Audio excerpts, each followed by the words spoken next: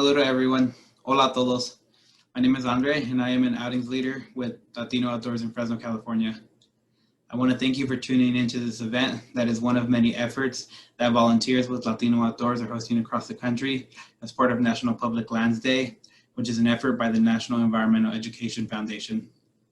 Before I continue, I want to acknowledge that we all reside on indigenous land and that I myself am on the traditional lands of the Yokach people, who are the original stewards of this part of the San Joaquin Valley. As many of you know, California has seen several unprecedented wildfires, many of which are occurring on public lands. This year alone, 5 of the 10 largest wildfires in the state's recorded history are currently burning. With so many wildfires occurring, we found it timely and necessary to have a conversation about this topic. Our goal with this discussion is to better inform everyone about how previous land management and current wildfires impact our public lands, especially those in the southern Sierra Nevada that are close to the Fresno region and the southern San Joaquin Valley. While one of the wildfires that is currently occurring on public lands down in San Diego County is obviously not burning close to us here in Fresno, it was caused by careless human action and is something that could just as easily occur in the southern Sierra Nevada mountains. That said, whenever any of us are fortunate enough to get out and recreate on our public lands like the Sierra National Forest where the creek fire is currently burning, we have to be aware if there are any fire restrictions or notifications, know the weather conditions, and any other rules for the area in which we will be recreating outdoors, especially during the fire season. We should not be careless with campfires or other open flames and properly put them out if we are not going to be around to keep a watchful eye. We must try to do our part to decrease the likelihood of starting a wildfire in the outdoors and overall minimize our impact to any of the beautiful public lands we visit. Otherwise, we will see tragedies such as these. As a wildfire breaks out in the Sierra National Forest, more than 200 people airlifted to safety, and now fire crews have determined the cause of the El Dorado fire, which has burned more than 7,000 acres. Now, as of tonight, this blaze has grown to more than 7,000 acres with just 5% containment. If we do not want to continue seeing tragic images and hearing disheartening news headlines about large wildfires, such as those associated with the Creek Fire or Valley Fire, we should try to learn from and listen to experts and also make sure that proper management of the land is pushed forward. That said, I had the pleasure of speaking with a few natural resource experts and will be presenting their thoughts on why large wildfires, such as the Creek Fire, have occurred and are likely to continue unless we do something about it, and also learn to better live among wildlands that are historically prone to wildfires. The first of these professionals is my friend Alexis. Hi, I'm Alexis Bernal, and I am a research assistant at the University of California, Berkeley, in the Stevens Wildland Fire Lab. And I've been working there for about a year. Prior to that, I was getting my master's degree at Humboldt State University in the Natural Resources Department, where my thesis focused mostly on the effects of different thinning treatments and prescribed fire on tree resistance to drought and to the bark beetle outbreak. And then prior to that, I got my bachelor's degree in forestry and natural resources from the University of California, Berkeley. Would you be able to tell us a little bit about the ecology of the southern Sierra Nevada mountains, more specifically the Sierra National Forest, if possible? Yeah, so the Sierra National Forest is predominantly a mixed conifer forest. So what that means is that they have 5 main types of conifer species. We have ponderosa pine, Jeffrey pine, incense cedar, sugar pine, and white fir. And that kind of depends on elevation. There are other conifer species lower in elevation, higher in elevation, but it's predominantly made up of those 5 species types. The environment in the southern Sierra Nevada is characterized as a Mediterranean climate. So we have warm, dry summers, cool, wet winters, and often we find periodic drought in the history of the Sierra Nevada. Obviously, that's happened more recently in terms of the intensity and the extent, but there have been droughts before.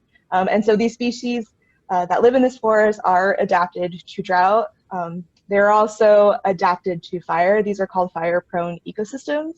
So in the past, before colonizers came to the West, the Sierra Nevada experienced frequent fire, naturally ignited and ignited by Native American communities, tribes, would use fire to manage the land. And so in the Southern Sierra Nevada, although the range of how often those fires occurred can vary, the range can be pretty wide depending on the elevation that you're at, the type of species that are in that forest. I believe the average fire return interval is about 7 years. That's kind of like the number that a lot of fire scientists throw out. So pretty frequently. And so with that, we had these high frequency but low severity wildfires. And that happened, again, all the way up until probably the late 1800s. And then in the early 1900s, there was a very aggressive fire suppression policy enacted where, one, the displacement of Native peoples actually just took fire out of the equation completely. And then when fires naturally occurred, they were immediately suppressed. And so over the last 100 years, what we've seen are the consequences of that fire suppression. So forests, especially in the southern Sierra Nevada, have changed drastically since those fire suppression policies have been enacted. Most notably, it's higher tree density. The density of smaller sized trees. And so the forests today look very different from what they look like over 100 years ago. And with that, we've seen a lot of ecological changes. We've seen the heavy impacts of drought and widespread tree mortality coinciding with bark beetle infestations, unprecedented levels that we haven't seen before. And then, of course, more intense, greater intense, like wildfire behavior. Could you elaborate a little bit more on the presence of bark beetles in the Sierra forest? Yeah, so bark beetles I love them. I think they're really great, but they can be a pretty devastating agent of mortality. So when people approach me about how do we solve this bark beetle problem, what I try to do instead is frame it as not necessarily a bark beetle problem, since they are responding to the conditions that we've personally created for them. And they've co-evolved with the trees. So they're very host specific. They choose often a tree of a particular species, of a particular size, and usually they attack trees that are a little stressed. So it's easy for them to kill and colonize those trees. And so when bark beetles become a problem, it's not really the bark beetle that's the issue. What the bark beetle is doing is they've just been acting the way that they've acted for who knows how long. They're just responding to the conditions that we've essentially created for them by the mismanagement of our forests. So the more trees that we have that are their preferred host, the more opportunities they have to kill those trees. The more trees that are on the landscape and a drought occurs, the more trees that there are out there competing for a limited resource. And when they're competing for that limited resource, they become drought stressed. And that creates an easy opportunity for those beetles to go in there and then kill those trees. And while forest managers can't necessarily do things to manipulate the climate of where their forests are located, right? Like a forest manager can't just change the weather and kumbaya, our forests are saved. What they can do, though, is manipulate those trees and how maybe those trees might respond to the climactic conditions that they're in. And so that's where I feel like we can really intervene and step in and try to prepare our forests for the disturbances that are supposed to happen in the future, right? Drought and bark beetles, those things aren't going to go away. They're going to happen, as some studies have shown, more frequently, more intensely. And so if we know that there are ways to prevent widespread tree mortality from happening in the future, which there's a lot of evidence to suggest, that there are some things that we can do, then it's our job, my job as a researcher, to help communicate that to forest managers so that they can put that on the ground and hopefully prepare for the next event. So when we talk about treatment, especially when it comes to treating things specifically for manipulating wildfire behavior and wildfire effects, what we're doing is we're targeting different fuel strata in the forest. So there are 4 different fuel strata. There's the ground fuels, which is mainly composed of litter and duff. Then above that, we have things called surface fuels. So that includes down woody debris, that includes dead and standing shrubs, herbs, and grasses. And then above that, we have things called the ladder fuels, which is mostly composed of these like smaller to intermediate sized trees. Really what the function of a ladder fuel is that it kind of acts like a ladder, meaning that it transfers the fire from the surface. It provides like vertical continuity so that the surface fire can actually transfer up into the canopy. And that's the final stratum, are the canopy fuels. And so when you're thinking about a fuels treatment, what you're doing is you're targeting those different strata. And based on how you target those different strata, then you can, or stratums, then you can manipulate fire behavior and fire effects. There's a seminal paper that came out in 2005, Aggie and Skinner, where they talk about how different fuel treatments can be effective for manipulating wildfire behavior. The idea is that you mainly want to target surface fuels because generally the fires that we see are surface fire driven, meaning that they carry on the ground, right? Through the dead and down fuels, through the shrubs, especially in the Sierra Nevada. If you've been out to these areas that are currently burning now, like somewhere out in Huntington Lake, Shaver Lake, Mammoth Pools Reservoir area, those areas, if you see those, are really high shrub load and really high fuel load, right? Again, from those stand break. And then the idea is so that you want to reduce those, and you can often do those with different treatments called like mastication, where it's like the literal chipping of the shrubs. There's like a masticator that comes up and it grinds all the shrubs down into like these little chips. And then you could actually reduce all those surface fuels by doing something called a prescribed fire. So actually laying fire on the ground through something called a drip torch. Another word for prescribed fire is a broadcast burn. And so you lay down fire in lines with crews, and then that fire carries and burns those fuels up, consumes them, and then so your fuel load goes down. And so that'll decrease surface fire intensity. Another way to also reduce fire hazard is to reduce the ladder fuels, right? Like you want to prevent the surface fuel from carrying up into the canopy, because then if it carries up into the canopy and those trees start to torch or to burn, if it's a very windy day, then that fire in the canopy can actually do something called spotting, which are like throwing of embers with the wind further away from the fire, starting a spot fire in another place where they may not be suppression resources. And then once that fire starts, oh, now you have to shift resources to put out that spot fire that maybe happens miles away from where the actual head of the fire is occurring. And then so you can also manipulate, like I said, like ladder fuels to prevent that from happening, from a crown fire from happening. And then you can also reduce the crown fire behavior, right? So the spreading of the fire through the crown by actually reducing the amount of overstory trees, so like trees in the actual canopy. So the more that you reduce those, the less crown there is, less crown fuels there are in the canopy to actually ignite and carry that fire forward. In your opinion, how are these wildfires impacting the landscape, and what can we do with how they occur in the future? Yeah, so these wildfires can be, especially the ones that are occurring now and have been occurring over the last few years, are pretty devastating to the landscape, right? And I know that from personal experience, just because I've worked in some of these areas that have burned, and also live in an area where we've seen some of the biggest wildfires that California has ever experienced, right? The Rim Fire, now the Creek Fire that's happening just 8 miles from my house. So yeah, these wildfires, when they occur, the amount of high severity, meaning the amount of trees that actually die during the fire, from what I have seen, is increasing. And so what that means is that those forests are now gone. And if we all want those forests to come back, that means that there has to be, in some of these cases, some sort of intervention to bring those forests back.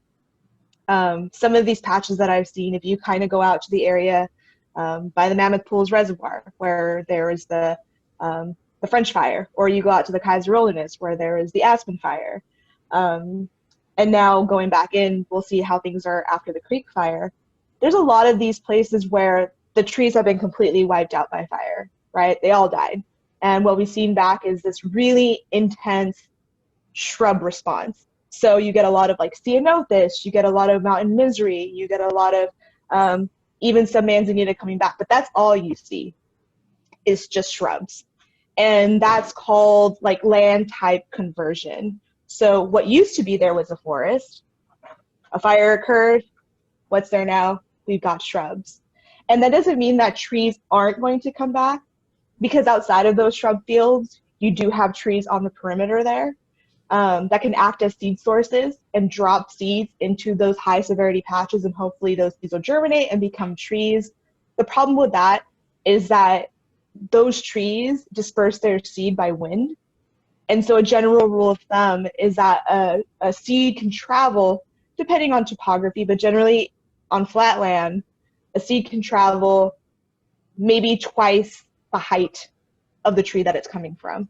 So not very far. And when you see some of these high severity patches, like I was saying, you know, like let's say for instance in the French fire, these are really, really big patches. So the opportunities for seeds to even come back and repopulate these patches are pretty slim. And the trees that actually do come back are trees that are actually more shade tolerant. So they're actually surviving underneath the overstory shrubs, and they can persist there. So that includes white fir and incense cedar. Pine is a shade intolerant species, so those seeds and those seedlings, they do not do very well when those shrubs are so high. But those shrubs will eventually die off, but when they do, it's the white fir and the incense cedar that are going to come back. And those trees can come back at really high densities, and they're also not as fire resistant as pines. Again, because they are at those higher densities, they have bigger crowns that can actually go to the floor. So if a fire occurs, the fire can actually reach the canopy much easier, creating more high intensity wildfires.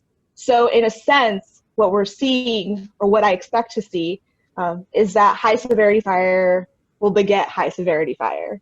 We're just stuck in this like feedback loop where the only way that that's going to change is if we actually intervene and change those ecosystems ourselves. And they're doing a lot of that in those areas. They're doing a lot of replanting of the pines. With the forests that did survive those fires, again, they're thinning out those forests, trying to reduce the amount of fuels that are in those forests by thinning, by prescribed fire, trying to make those landscapes more resistant. But there's hope, you know. In some of these places, it does kind of make me a little sad to see that these big, beautiful pine forests that characterize the southern Sierra Nevada, you know, they're in jeopardy, you know. But that doesn't mean that they can't be saved, that they can't be helped. And I feel like we as a society, and this is where the wildfire problem, when we're talking about, well, how do we move forward with this? How do we solve this issue so that these sorts of fires don't occur in the future? It's a really interesting question and a really interesting problem to solve, because this is kind of where, if there was ever a prime example of where society, politics, you know, science, where those things intersect and make things very complicated, it's with the wildfire problem, right? Because we have society, we have people who live in the wild and urban interface, right? That's not really going to change so much because people want to live in California, right? We have a lot of people living here. They're moving out into these rural areas, right? Into these fire-prone ecosystems because of like housing issues, because of cost or whatever. Some people just kind of, myself, you know, I just want to live out in the woods. How do we prepare those communities to live with fire? Because as we have seen, we cannot extinguish them, right? There's just some fires where they're just really, really difficult to put out, right? California is very good at fire suppression. I believe 98% of the fires that occur every year are actually put out. It's those 2% of fires, like things like the creek fire or the rim fire, that just given weather conditions are just going to be out of control and turn into these big mega fires that we have to invest a lot of resources and stuff to contain, to suppress. So how do we adapt our communities to live in these ecosystems where fire will happen? We cannot avoid that. You know, creating more fire-resistant homes, more fire-resistant landscapes, right?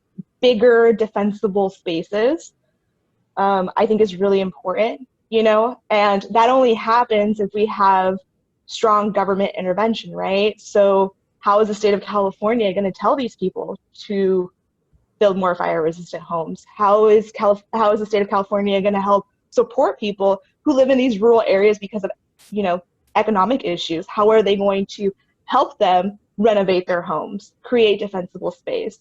What is the state of California going to do about thinning our forests, right? Like maintaining our forests to keep them healthier for drought, to prevent bark beetle outbreak, to be so devastating, to prevent these wildfires from occurring. What is the state of California doing to do that? I know that this past year, Governor Newsom had implemented 40 or so fuel hazard reduction projects across the state of California. And one of them was very successful actually in the Creek Fire. It was a successful fuel break. And from there, they were able to build an anchor point to build up dozer lines to prevent the fire from moving west into those Sierra foothill communities, including Oakhurst. So they work. They're just not enough.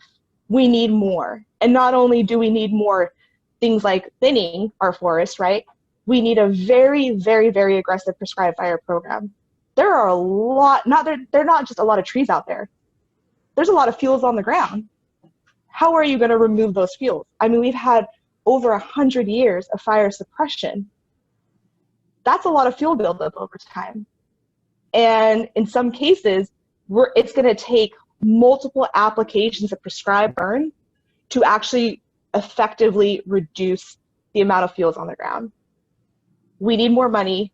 We need more people who are trained in prescribed fire, more crews out there to do that every year. And it's going to get difficult because of, again, the climate change issue, right? We know that the fire season is getting longer, right? More months out of the year, we're seeing wildfires than ever before. That's not going to change unless we address the climate change issue, right? The burn window, the weather conditions in which fires burn is getting more intense, right? Hotter, drier, windier. All that contributes to more intense fire behavior. So what do we do about the climate change issue too? I think people want to hear a simple message like, oh, if we just do 1, 2, 3, we're going to be good. It's really complicated because 1, 2, 3 are interconnected with each other, right? And I have hope that, even though these fires, especially right now, are so devastating, and I completely empathize with the people who have been displaced, who have lost their homes. It's a tragedy. But I think there's also the silver lining to that is like, I hope now people are aware of the situation and acknowledge, hey man, we have an issue, but there's a lot of science out there that says, you know what, not all hope is lost. We can solve this problem. We just need to come together and hopefully use the science to like inform our decisions about how we're going to move forward, because the science is out there. This is not a new issue. Wildland fire scientists, fire ecologists, like the people that I work with, Scott Stevens, Brandon Collins, these people have been saying these things for a very long time, so we need to listen to them, listen to those people, and really be innovative and ambitious in trying to solve this problem. I want to once again thank Alexis for her time and expertise. Now, let's hear from my friend Leonard. So my name is Leonard. I have been on a hand crew, a fire effects crew, and a Halittac crew. And in that time, I have also detailed on engines and wildland fire use modules. I have a background in wildland fire management and fire ecology. Would you be able to elaborate a little bit on how the landscape is impacted, with a fire that is a prescribed fire versus extreme wildland fire?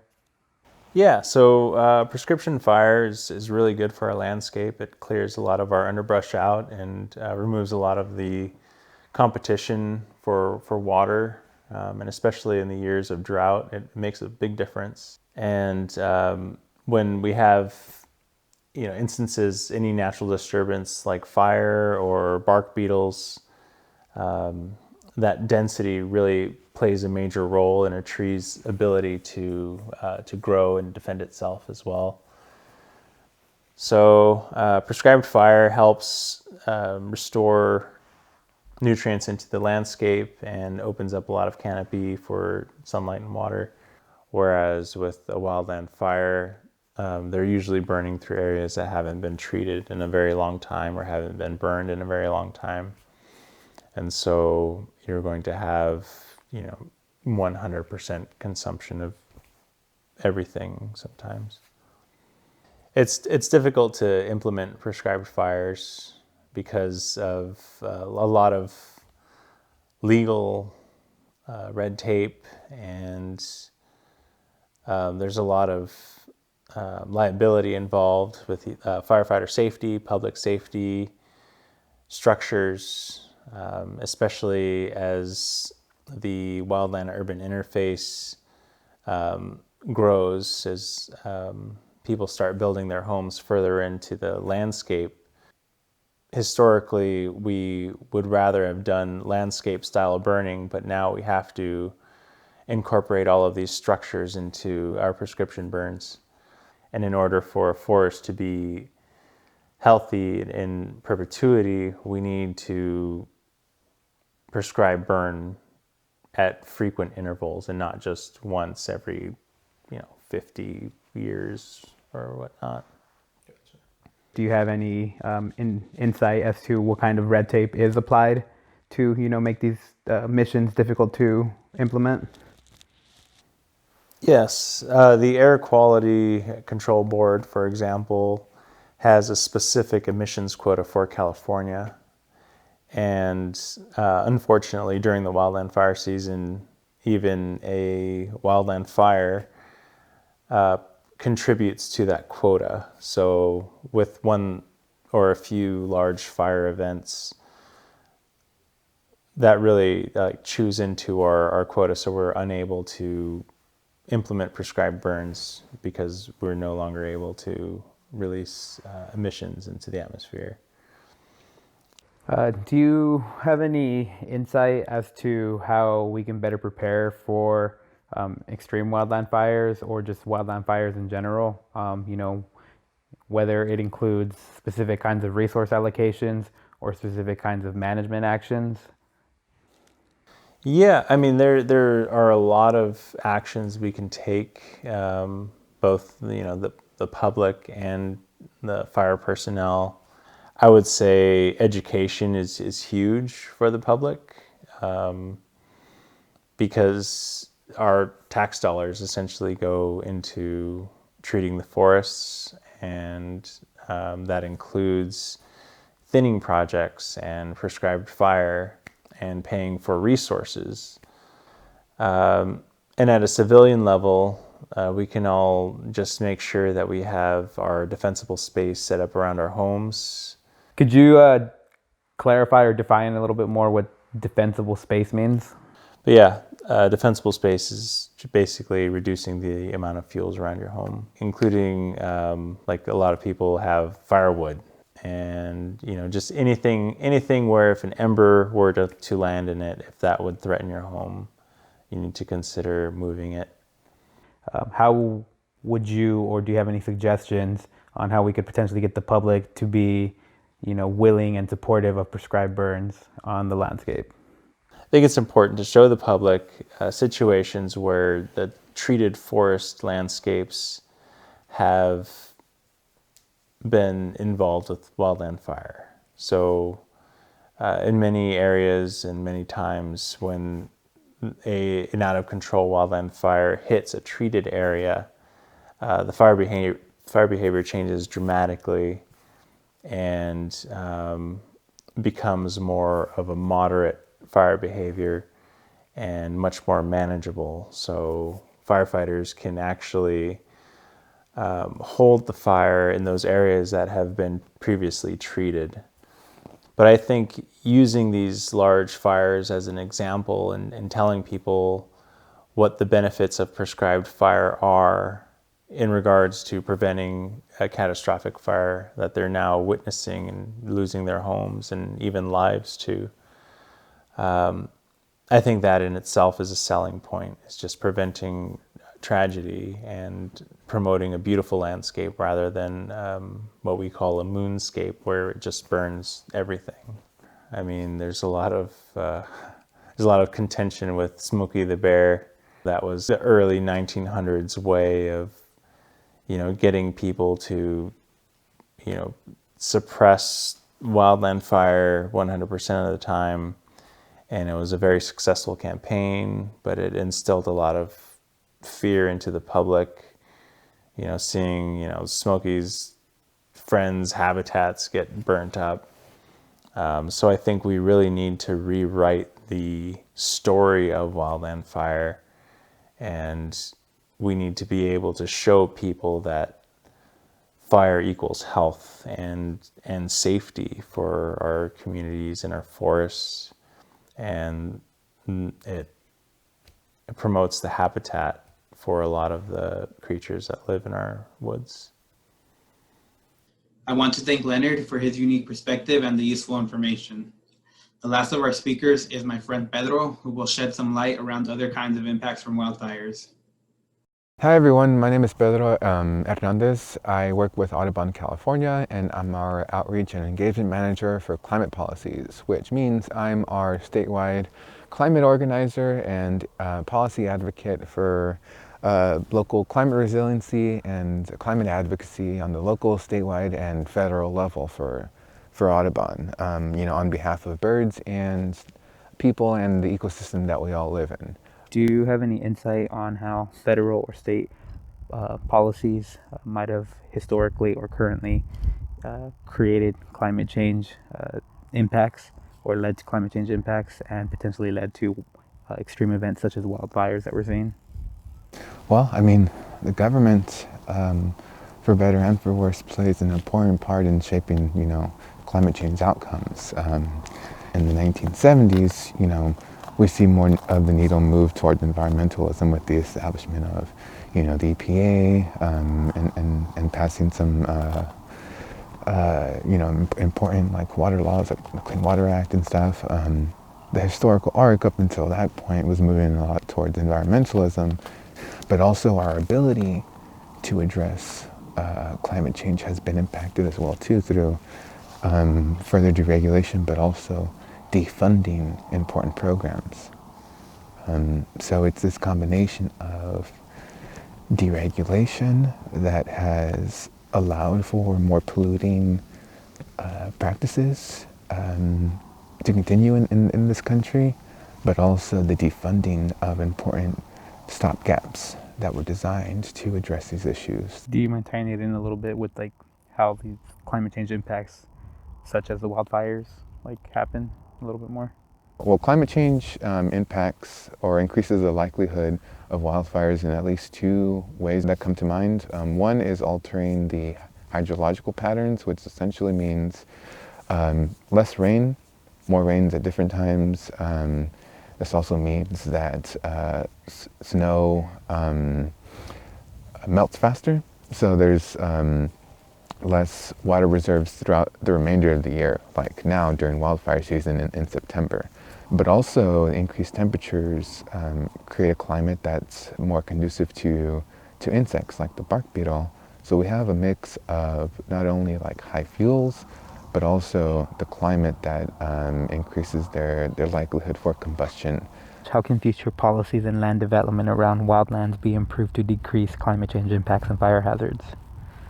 So just overall land use can be intentionally designed and intentionally allocated to restore the ecological services of communities and just of regions as well too, to increase their effectiveness with water filtration, with carbon sequestration, with also just mitigating climate impacts like heat as well too. It's no accident that both humans and birds and other animals love trees. Trees provide a lot of benefits, but also are able to provide some measure of climate resiliency.